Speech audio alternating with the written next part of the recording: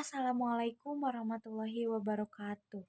Perkenalkan nama saya Neng Salsabila Nurrohmah dari kelas 11 MPLBB.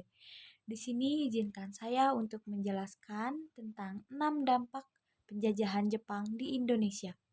Yang pertama, ada dampak di bidang sosial. Penjajahan Jepang membawa perubahan besar dalam struktur sosial masyarakat Indonesia. Jepang ingin menghapus pengaruh Barat dan memobilisasi rakyat Indonesia untuk mendukung Perang Asia Timur Raya. Hal ini membuat orang Eropa, khususnya Belanda dan Indonesia, menjadi target kekerasan dan penangkapan. Mereka dikirim ke kamp interniran dengan kondisi yang memprihatinkan. Bagi rakyat Indonesia, ini menjadi momen penting karena mereka melihat bahwa bangsa kulit putih bisa dikalahkan, menumbuhkan rasa percaya diri untuk melawan penjajah di masa perjuangan kemerdekaan. Kedua, dampak di bidang pemerintahan. Saat Jepang berkuasa, mereka menyingkirkan pejabat kolonial Eropa dan memberikan kesempatan kepada orang Indonesia untuk menempati posisi pemerintahan. Hal ini memberikan pengalaman politik dan pemerintahan kepada rakyat Indonesia. Namun, banyak dari pejabat ini juga terpaksa bekerja sama dengan Jepang, membuat mereka dianggap sebagai pengkhianat setelah kemerdekaan. Beberapa di antaranya bahkan menjadi sasaran kemarahan rakyat setelah Jepang kalah. Ketiga, dampak di bidang budaya dan pendidikan. Jepang ingin menggantikan pengaruh budaya Barat dengan budaya mereka. Bahasa Jepang mulai diperkenalkan untuk menggantikan bahasa Belanda, meskipun pada akhirnya bahasa Indonesia yang digunakan secara luas karena keterbatasan pengajar. Dalam bidang pendidikan, Jepang menyederhanakan sistem persekolahan dan memperluas akses bagi rakyat pribumi.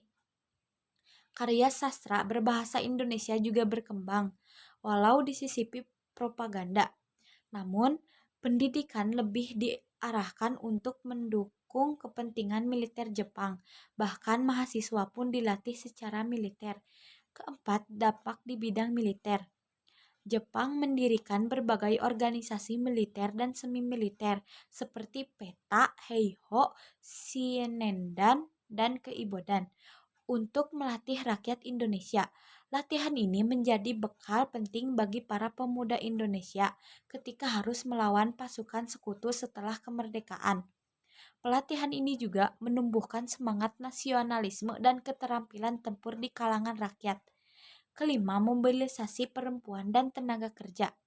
Kaum perempuan dimobilisasi melalui organisasi Fujinkai untuk membantu kegiatan sosial dan logistik perang, termasuk menciptakan makanan alternatif saat kelaparan.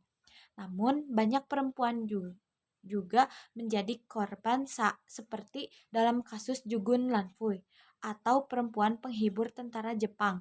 Mereka mengalami kekerasan seksual dan trauma yang mendalam. Selain itu, banyak pria dijadikan romusa atau pekerja keras dengan kondisi kerja yang sangat buruk dan banyak yang meninggal dunia.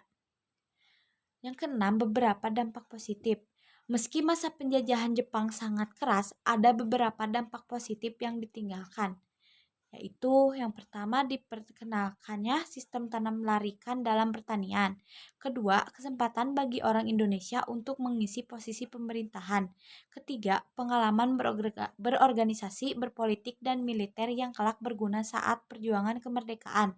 Keempat, hubungan antar manusia yang tetap terjalin seperti kisah cinta antara warga Jepang dan Indonesia meski dalam kondisi perang. Jadi kesimpulannya adalah penjajahan Jepang di Indonesia membawa perubahan besar dalam struktur sosial, pemerintahan, budaya, militer, serta kehidupan masyarakat secara umum. Dampak-dampaknya sangat kompleks, mencakup sisi positif dan negatif, serta menimbulkan pengaruh jangka panjang terhadap sejarah dan perkembangan bangsa Indonesia. Penjajahan Jepang adalah masa penuh penderitaan, penindasan, dan kekerasan. Namun, dalam keterbatasan dan tekanan tersebut, muncul benih-benih kesadaran nasional, pengalaman organisasi, dan kesiapan militer yang menjadi bakal penting dalam memperjuangkan dan mempertahankan kemerdekaan Indonesia.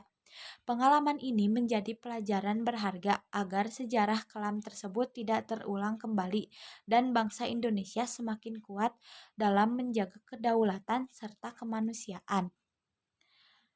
Cukup sekian video penjelasan dari saya. Mohon maaf apabila ada kekurangan. Wabillahi taufiq wal hidayah. Wassalamualaikum warahmatullahi wabarakatuh.